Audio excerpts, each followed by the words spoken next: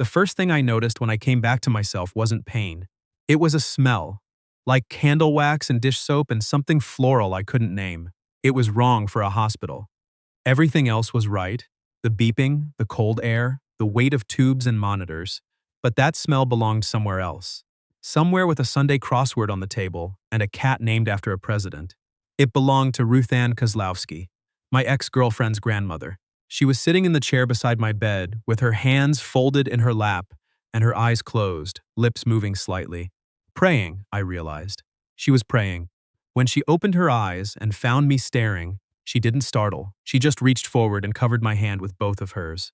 "There he is," she said. Her voice was the same as I remembered it. Low and unhurried, like someone who had long ago decided that most things didn't deserve rushing. I tried to say something. My throat felt like gravel packed in dry cotton. She reached for a cup on the tray without being asked and held the straw up for me. I drank because my pride had apparently been knocked loose somewhere on the highway. "What happened?" I rasped. "Accident," she said. "Your truck." I waited. A patch of black ice on the overpass.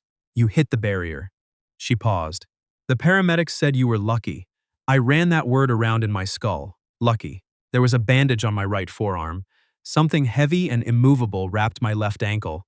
My ribs felt like someone had reorganized them without asking. "Why are you here?" Ruth Ann looked at me for a moment, and in that look was something I recognized. I had seen it on her granddaughter's face 100 times. That particular stillness that happened when someone knew more than they were ready to say. "I was called," she said. "By who?" She opened her mouth, then closed it again. A nurse came in before she could answer. Middle-aged woman, efficient name tag that said Denning. She checked monitors, asked me to confirm my name and the year, and whether I knew where I was. I answered all three. She told me the attending would be in shortly and left with the practiced speed of someone who had already done this 17 times today. Ruth Ann watched the door close. "How's your head?" she asked. "Full of questions." She almost smiled. "That's always been true." I shifted, and pain crackled down my left side like a struck match. I went stills. "Ruth Ann, why are you here?" She looked at her hands. "Because Sophie called me."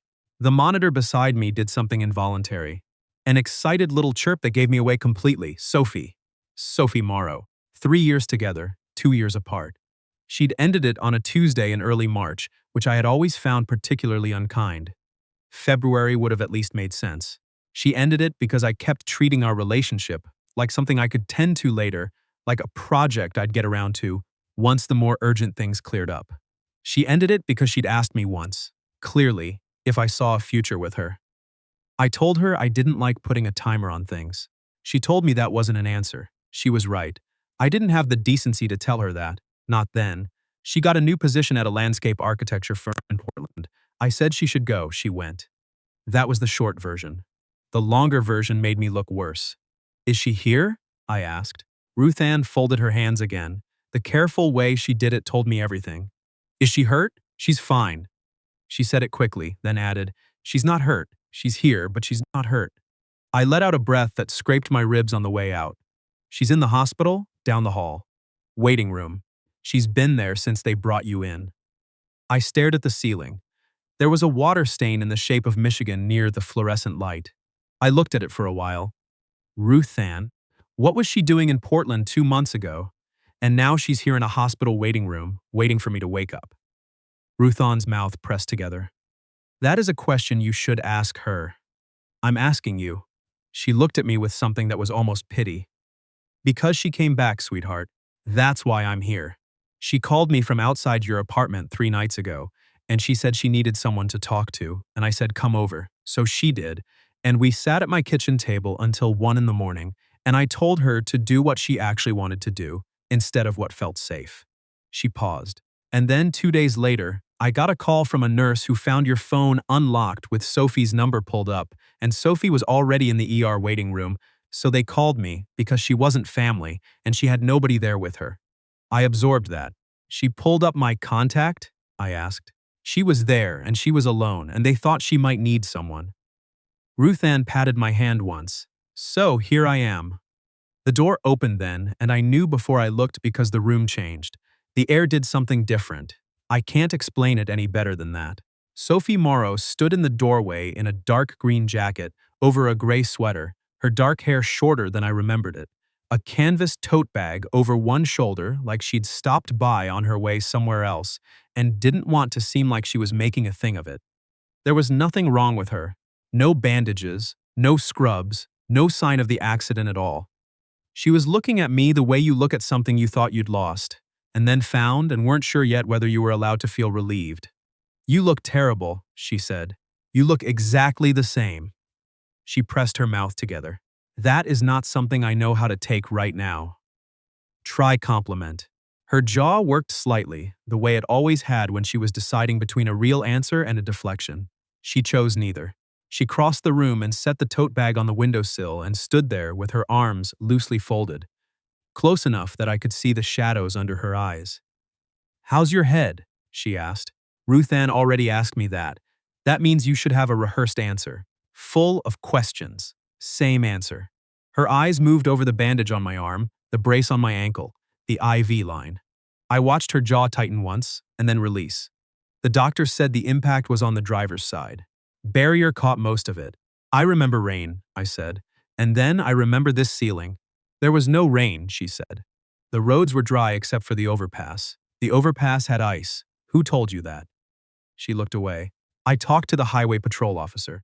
They came by the ER while you were in imaging." I stared at her. "You were here for imaging." "I was here," she said simply. Ruth Ann cleared her throat. "I'm going to get some coffee." She said it exactly the way someone says a thing when they need to disappear for the benefit of other people. "You don't have to," Sophie said.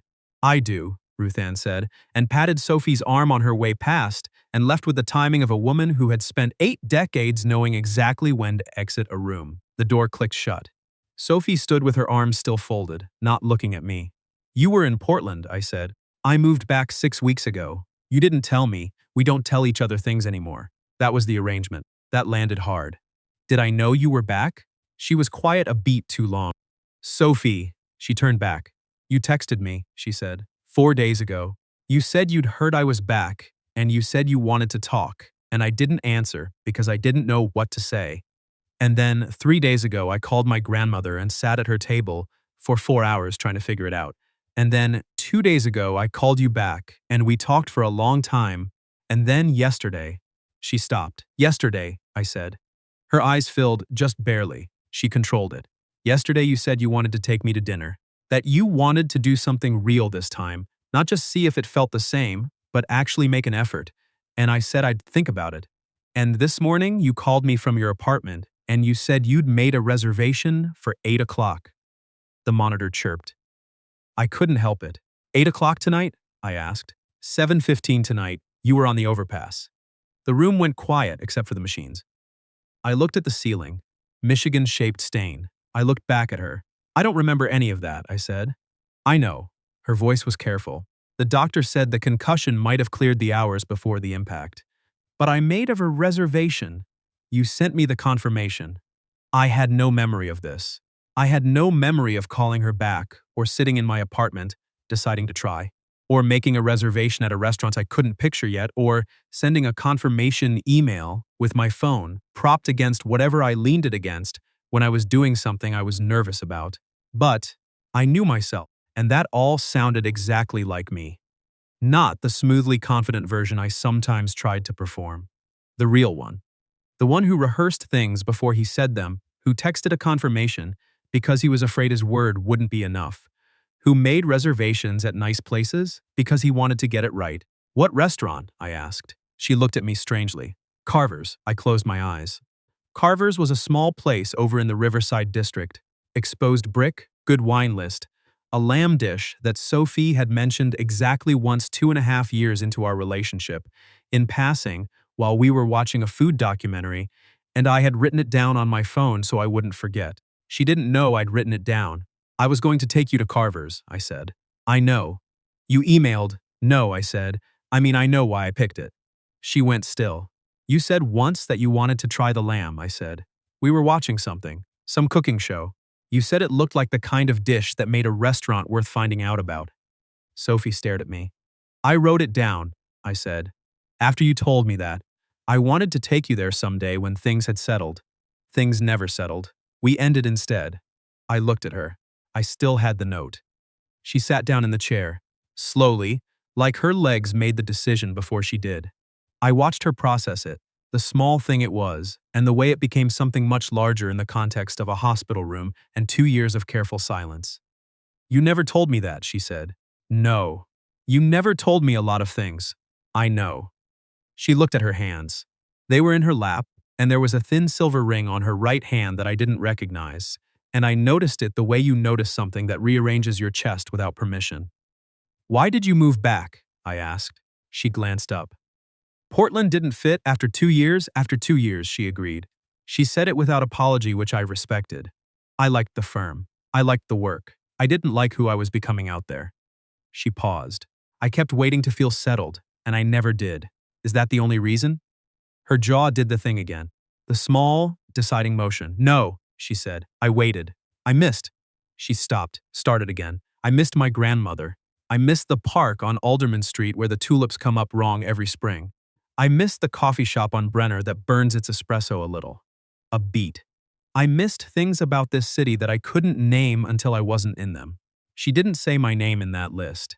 But the way she paused at the end left a space the exact size of it. The door opened and the attending physician came in. A tall man with a calm face, introduced himself as Dr. Harmon, asked me a series of questions and explained the full situation. Concussion, 2 cracked ribs, a clean fracture in the left ankle, possible overnight observation. Nothing that wouldn't mend. Sophie stood against the wall during all of this, not trying to look like she belonged there and not trying to look like she didn't. Dr. Harmon glanced at her once and seemed to silently categorize her as someone who'd been through enough that she could stay. After he left, the room felt larger. 2 cracked ribs, Sophie said. Could have been worse. That phrase keeps getting used today in a way I find stressful. I almost smiled. Sorry, don't apologize for nearly dying. It's embarrassing for everyone. What do I apologize for then? She turned to look at me then. Really look. The way she used to when she was trying to decide if I was being honest or performing honesty, because the two had been different things with me for a long time. I don't know yet, she said. I'm still working on the list. Is it long? Medium, she said, which was worse than long, because medium meant she'd already made cuts. Ruth Ann came back with 2 coffees and a vending machine granola bar she set on my tray without comment. She handed 1 coffee to Sophie, sat back down in her chair, unwrapped her scarf, and settled in with the serenity of someone who had decided this was where she lived now. Did I interrupt? She asked. We were building a list, Sophie said. Ruth Ann opened her coffee. Was unclear, I said. Lists rarely do. She sipped. You need to eat something. Hospital food is a punishment, but it's better than fainting. I'm not going to faint. You said that before the accident too, probably. Sophie made a sound beside me that was almost a laugh. I held on to it carefully. I looked at her. She was sitting close enough now that I could see the details. The small scar near her chin from a trail bike incident she'd told me about once. The way she tucked her hair behind her ear on the left but never the right. The way she always held a coffee cup with both hands, even when it wasn't cold. Tell me what I said, I told her. When I called you, the things I don't remember, she exhaled slowly. You don't need to, I want to. She looked at the window. The sky outside was going dark, winter dark coming early. You said you'd been thinking about what I'd said the last time we spoke. What was the last time we spoke? Before the text. Her expression shifted. You called me last spring. I was still in Portland. I answered because I didn't think it through. You said you were doing a job, I don't know, something for work, and you'd found an old voicemail I'd left you, and you just wanted to make sure I was okay. I was a Finnish carpenter. I traveled for jobs sometimes, bigger residential projects. Last spring would have been the Harwood Commission in Bellingham. I found it going through my phone, I said, not remembering but believing it. I save things. I know you save things. Did you think it was strange that I called? I thought it was very you, she said. You don't call to say I love you. You call to ask if someone is okay. Like if you just check that they're okay, you've done enough. She said it without cruelty, just accuracy. I was okay. I told you I was good. You said, good, I'm glad. And that was it. My chest felt like the 2 cracked ribs. And then I texted you 4 days ago. You said you'd heard from a mutual friend that I was back in town and you hoped I was settling in okay. and that if I ever wanted to get coffee, no pressure, but the offer stood. She looked at her hands. Very casual, like we were old colleagues. I was scared, I said. She turned. Of what? That you'd say no, or worse, that you'd say yes, and it would be nothing. That, 2 years of, that it would just be two people getting coffee and running out of things to say. Her expression did something complicated. You could have led with that. I know. Instead, you went with colleague energy. I know. Graham had the right idea, she said, almost to herself. I blinked. What? She shook her head. Sorry, nothing. Old reference. Someone my grandmother talks about. She glanced at Ruth Ann, who was looking deliberately at her coffee. I let it go. When we talked 2 days ago, I said. What did I say that made you? I stopped. Tried again. You said you didn't know what to say, but then you called me back. Sophie was quiet for a moment. Outside, a cart rattled past in the hallway. Somewhere down the wing, someone's phone played 4 notes of something I didn't recognize. You said you were tired of being careful with me, she said. That's what I was waiting for, I think. Not some big declaration. Not you fixing everything overnight. Just you admitting that you'd been careful on purpose, that you'd kept yourself at a measured distance, and that you were tired of it. I said that? You said. I've been protecting myself with you, and I've been doing it so long, I forgot you were the one getting hurt by it.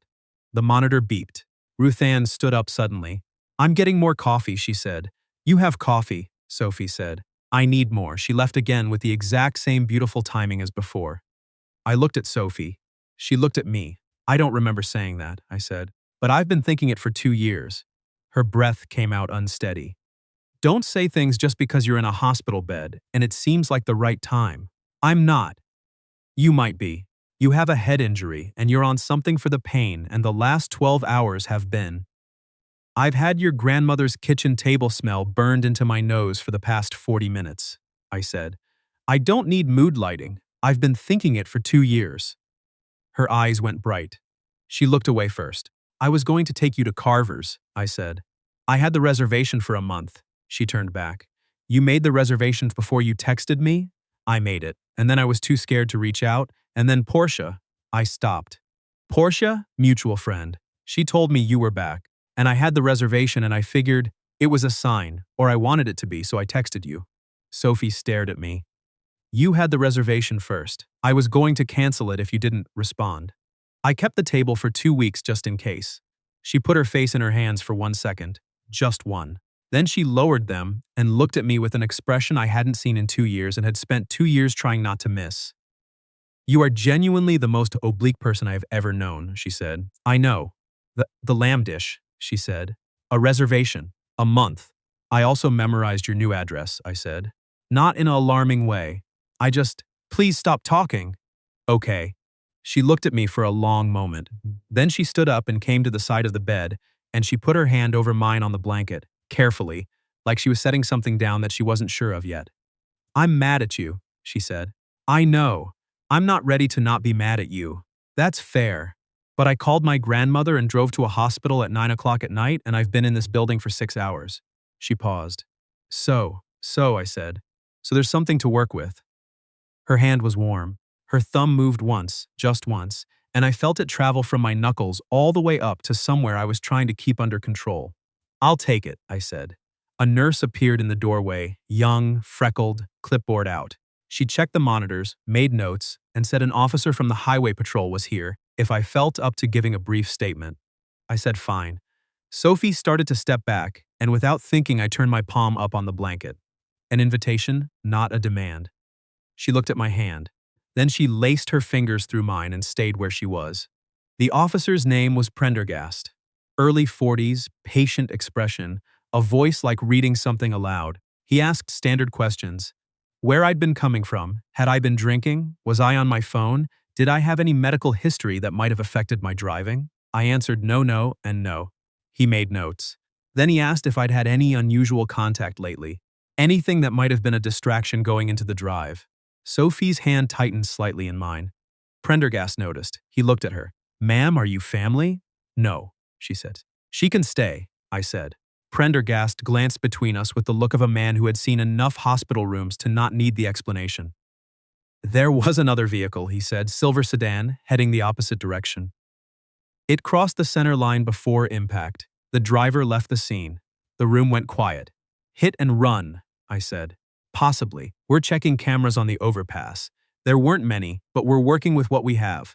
Sophie had gone still. I looked at her. Her face was controlled, but her jaw had gone tight in a way I knew. Sophie, I said. I'm fine. You're doing the jaw thing. She exhaled. Prendergast waited, professional and patient. My ex-husband drives a silver sedan, she said. There it was. Prendergast's pen stopped. Name? Fletcher Ewan. She said it the way you say something you've had to say too many times in official contexts. Flat, precise. We finalized the divorce 14 months ago. It's been difficult. Difficult how? He calls from numbers I don't recognize. He showed up at my office in Portland twice. He told a mutual friend he thought I left because of someone I'd met here. She paused. There's no one I'd met here. I left the marriage because it was done. Prendergast wrote, Has he made any contact recently? He sent a message to my work email 3 weeks ago, after I moved back. She was quiet for a moment. It said he knew I was back. She hadn't told me any of this.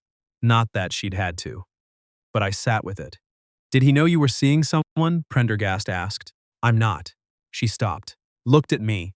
We have a reservation. He knows we've been in contact, I asked. Portia, she said quietly. She must have mentioned it. She didn't know she was passing it along. Prendergast took Sophie's information, promised to follow up on the sedan, gave his card, and left. As the door closed, Ruthann came back for the third time with a coffee she clearly didn't need and stood in the corner with the serenity of someone who had decided they were living here now regardless. Sophie stood with her back to the window. Tell me, I said. I'm fine. I know. Tell me anyway. She crossed her arms, then uncrossed them, because she knew I knew that particular posture and what it meant. He didn't take it well, she said. The divorce. He thought it would. She shook her head. He had a version of how our life was supposed to go, and I wasn't interested in being the version of me who fit into it. When I told him I was leaving, he said I was having a crisis, that I'd come back when I thought about it more. She paused. I didn't have a crisis. I just stopped pretending. Were you scared of him? I was exhausted by him. She met my eyes. There's a difference. He wasn't violent. He was relentless. There's a kind of person who loves you in a way that forgets to ask whether you love them back. Her voice was even but tired. I lived inside that for 4 years. I wanted to say something. I held off because she hadn't asked me to fix anything. She was telling me a thing that needed to be heard, and I was trying to learn the difference. I'm sorry, I said. She looked at me then. You didn't do anything. I know. I'm still sorry. She came back to the side of the bed and sat in the chair without reaching for my hand this time. We were both quiet. The machines beeped their steady, reassuring nothing. I'm not going to let tonight be about him, she said finally. We have a reservation. We do, I said. Even if I can't walk on my ankle, we'll reschedule, or, I said, there's a vending machine down the hall and 2 very uncomfortable chairs and my grandmother's granddaughters. I stopped, rebuilt the sentence. Your grandmother already has a coffee. This could be a date. Sophie looked at me with an expression that was equal parts exasperation and something warmer. That is not a date. I'm reclassifying it. You don't have the authority. I made the reservation a month ago. I have some authority. Ruthann, from her corner, made a small sound that might have been approval and might have been a sip of coffee. Sophie looked at her grandmother, then back at me, then at the granola bar on my tray. That thing has been sitting there for 40 minutes. I've been emotionally distracted. Are you hungry? Catastrophically?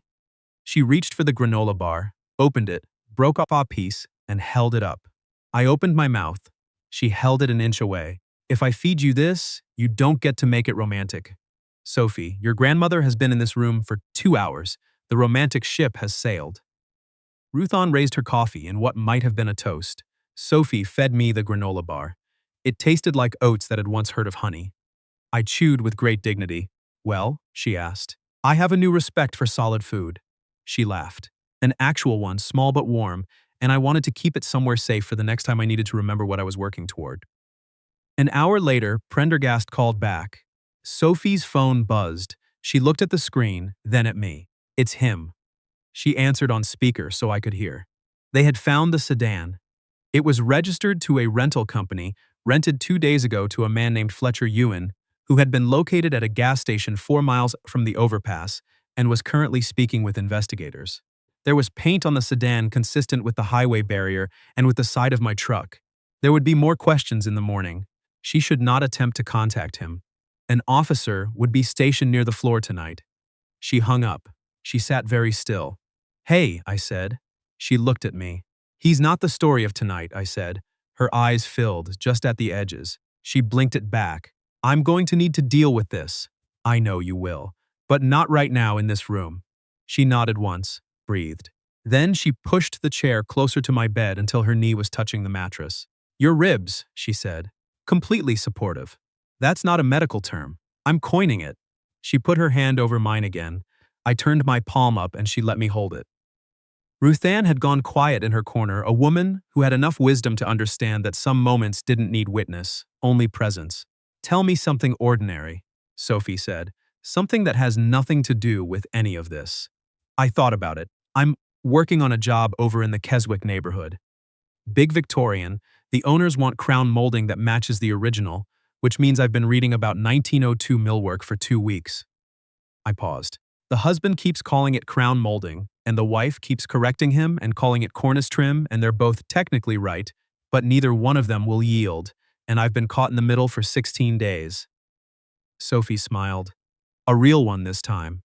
Tired and warm. Which side are you on?" "I'm a carpenter. I stay neutral and let the wood decide. Very diplomatic. I've developed skills." She looked at our joined hands. "You missed your reservation. We'll make another one. You think we'll get there?" I looked at her, at the short hair and the silver ring and the shadows under her eyes and the small scar near her chin and all the ways she was both the exact woman I'd known and someone I'd have to learn again. "I know I will," I said. "I don't know how long it'll take. But yes." She studied me for a moment, that old assessing look, checking the gap between what I said and what I meant. "You're not the same," she said. "Neither are you. Is that a problem?" "No," I said. "I think that might be the point." Her thumb moved over my knuckles, slowly, just once. I felt it everywhere. Ruthann stood up around midnight with the authority of someone who had attended to the important business and was now prepared to go home and sleep. She kissed Sophie on the temple, squeezed my hand with both of hers the way she had at the start, and said simply, "Good, both of you." She left. The room went quiet. Sophie stayed. I fell asleep somewhere around 1 in the morning, not elegantly, in the middle of asking her something I never finished. I know because when I woke at 3, she was still in the chair, her head tilted to one side, her coffee cold on the windowsill, her jacket pulled up around her shoulders like a blanket. I watched the rise and fall of her breathing for a while. Then I closed my eyes and let the machines do their beeping and trusted, for the first time in a long time, that the morning would have something worth waking up for. I spent 2 nights in the hospital. Sophie spent most of them in the chair, reading on her phone, stealing bites of my dinner, and pretending not to smile when I complained about the apple juice portion size. "It's a thimble," I said, on the second morning. "It's 4 ounces. I am a grown man. You are a grown man who needs electrolytes and humility." "The humility I've got covered," I said. "The apple juice is personal." She asked the nurse for a second one and didn't make a thing of it. On the day they discharged me, my sister drove up from 2 hours south with a car full of bad snacks and a look on her face that said she had been crying in the car and had fixed her mascara in the parking lot so I wouldn't know. Her name was Claudine, and she was 4 years older than me, and she had a standing bet with our mother that I would eventually figure out what I wanted, and she had, apparently, lost that bet twice in the past 2 years. She came into the room, saw Sophie standing by the window, and stopped walking. "Oh," she said. "Hi, Claudine," Sophie said. "Hi." Claudine looked at me. "You owe me $40. I owe you nothing. I bet Mom you'd do something romantic this year. I was in a car accident." "You made a reservation a month in advance," she pointed. "That's romantic. That's $40. Sophie laughed, a surprised real one, and I stored it the same way I'd stored the one the night before and the one before that. Fletcher Yoon was charged with reckless driving and leaving the scene of an accident. His attorney would file the usual motions, and Sophie would have to give statements and attend hearings, and it would be slow and exhausting and occasionally frightening. But his access to her life narrowed to the dimensions of a legal proceeding. He stopped owning the shape of her days. "I know because she told me," Not all at once. Over several months, in pieces, the way you share something when you're deciding how much of a version of yourself to let someone see. We made it to Carver's in April, a Thursday, which turned out to be quieter than a Saturday. Sophie's idea, and she was right. I wore the good jacket. She wore something gray and fitted that made me forget the opening line I'd prepared in the car. "You're staring," she said across the table. "You told me once that this restaurant was worth finding out about," I said. She looked up. "I wrote it down," I said. "I want you to know I wrote it down because I was already thinking about you being here with me at this table. I was already planning a future I was too scared to say out loud." She set her menu down. "You could have just told me," she said. "Back then, I know, it would have changed a lot. I know." I looked at her. "I'm telling you now."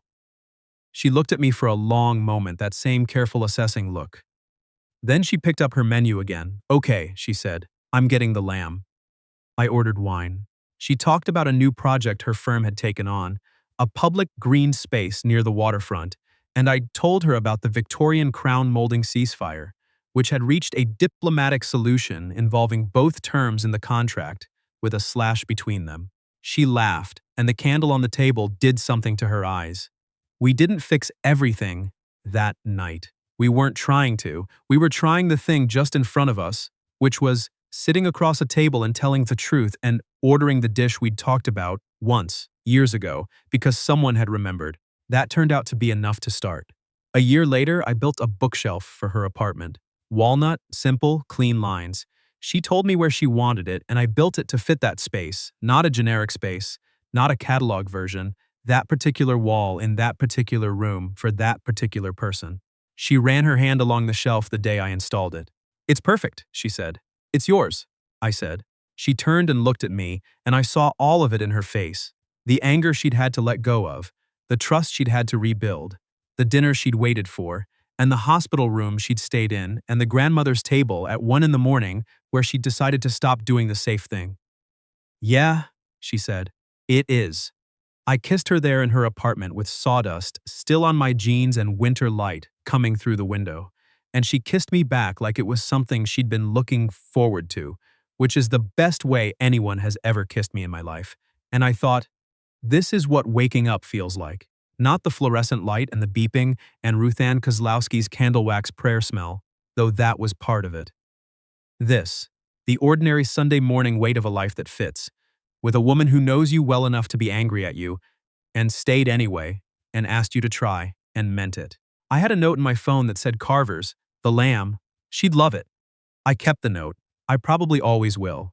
Some things are worth remembering before you know why.